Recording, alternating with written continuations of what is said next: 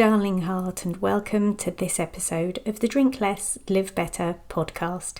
This is the podcast that helps you to see that drinking less doesn't need to be stressful, lonely, or boring.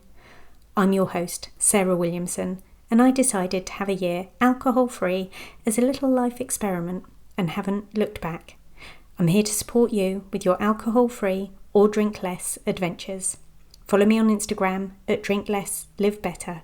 Find resources on my website at drinklesslivebetter.com. I hope you enjoyed this episode. Let's get straight to it. Parenting and alcohol. Let's create some honest conversations.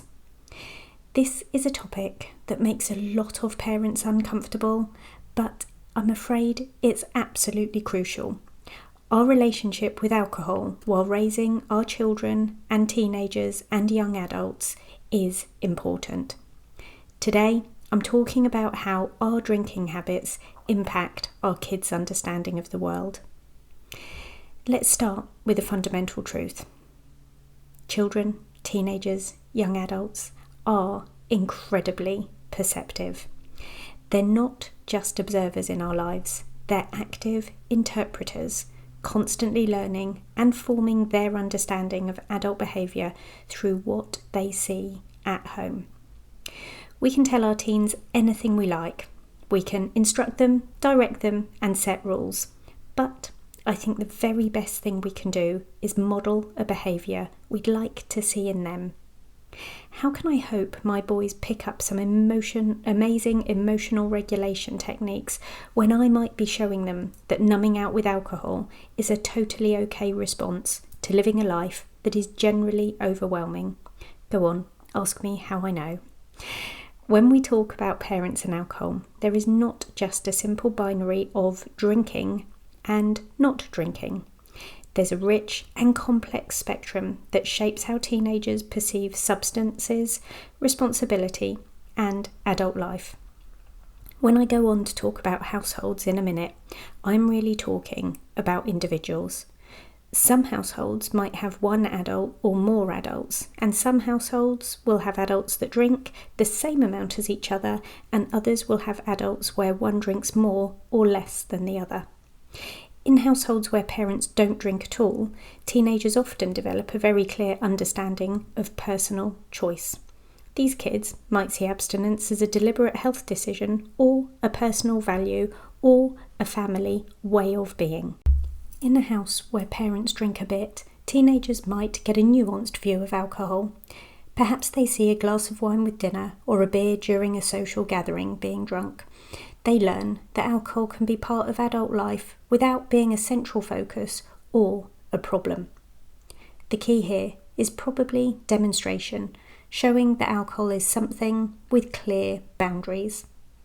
In a heavy drinking household where parents drink excessively, teenagers are exposed to potential dysfunction. They might witness mood changes, unpredictability, or, of course, worse.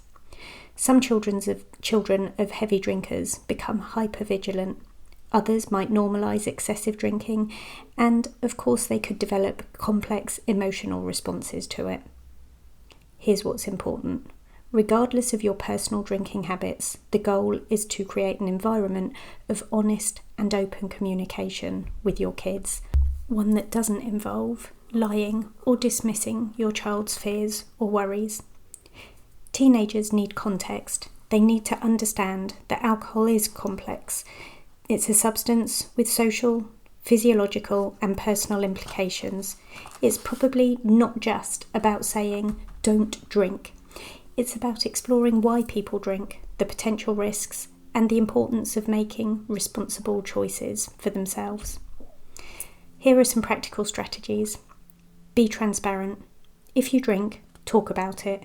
Explain your choices. Discuss real consequences. Share some age-appropriate information about the physiological and social impacts of alcohol, not fear-mongering, education. Model healthy boundaries. Show that social activities don't require alcohol and that saying no thanks is always an option. Create conversations. Make it clear that your teenager can always talk to you about alcohol without any judgment. If they're curious, confused, or concerned, you want to be their first resource. Think about the bigger picture. Our relationship with alcohol is never just about the drinking. It's about values, health, social dynamics, and personal agency. By providing a rounded, honest perspective, we give our teenagers something far more valuable than a simple prohibition. We give them critical thinking skills. A teenager who understands alcohol's complexities is a teenager who understands nuance. They learn that life isn't about absolute rules, but by understanding context, making informed choices, and maintaining personal integrity, they can navigate their way through this. Whether you're a non-drinker, a moderate drinker, or someone struggling with alcohol, your honesty is your greatest tool.